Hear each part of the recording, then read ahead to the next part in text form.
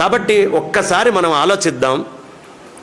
కాకా గా గాయిన్యా అనండి అందరూ. కొంచెం మెల్లిగానే అంటున్నారు. పాత ఎప్పుడో స్కూల్లో చదువుకున్నాం, మళ్ళీ బయటికి ఇది చెప్పుకోవడానికి ఇలా నలుగురు కలిస్తే తప్ప విడిగా కాకా గా గాయిన్యా అంటే నవ్వుతారు పిల్లలు కూడా. కాబట్టి ఇక్కడే చెప్పుకుందాం. కాకా గా గాయిన్యా. ఎక్కడి నుంచి వచ్చింది చప్పుడు? ఈ గొంతులో ఈ భాగాన్ని గుర్తించండి.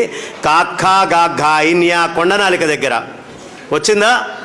ఇప్పుడు చా చా జా జాయిని అనండి. అంటే కొండనాలిక కింద, నాలికకి కొంచెం పైన, ఇందాకటి కంటే కొంచెం పై భాగం వాడారు. చూసుకోండి. చా చా జా జాయిని అయిందా? దానికంటే కొంచెం పైకి వస్తున్నారు. ఎలా చెక్కారో చూడండి అసలు అక్షరాలని. టాఠా డా ఢా అణ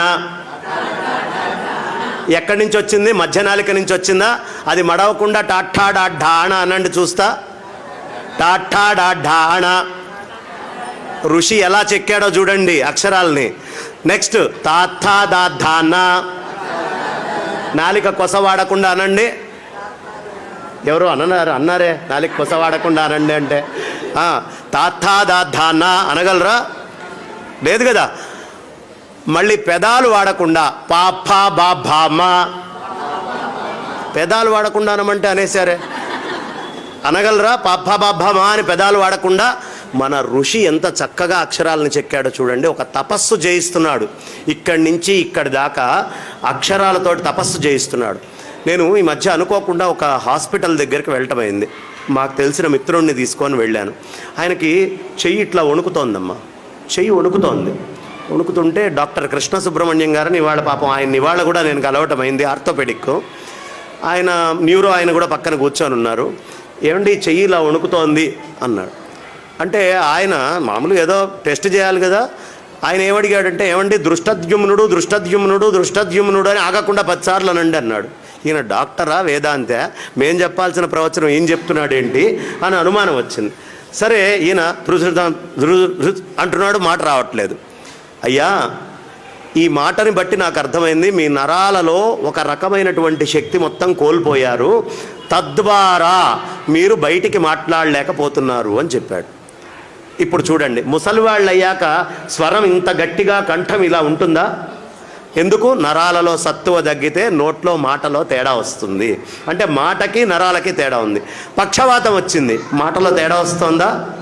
నరాలకి మాటకి చాలా సంబంధం ఉంది. నరాలకి మాటకి చాలా సంబంధం, చాలా దగ్గర సంబంధం ఉంది. ఇది మన ఋషులకి తెలుసు.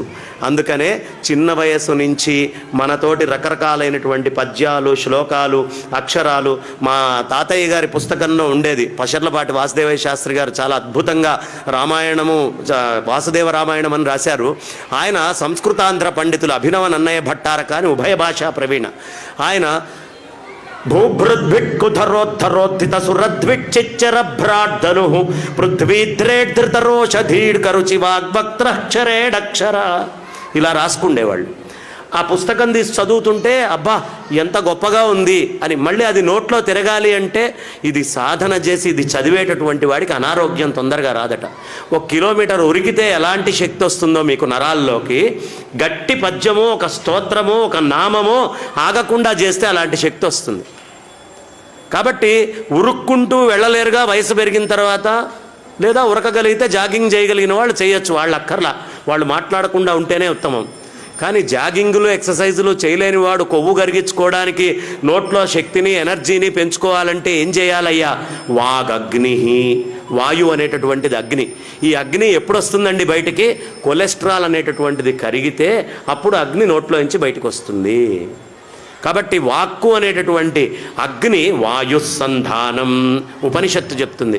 ఈ విధంగా గనక మీరు స్తోత్రం పిల్లలకి రోజు ఏదో ఒక స్తోత్రం గనక నేర్పిస్తూ చెప్తూ పోతూ ఉంటే చాలా బలిష్ఠులు, బలాఢ్యులు, శక్తివంతులు, బలవంతులు అవుతారు.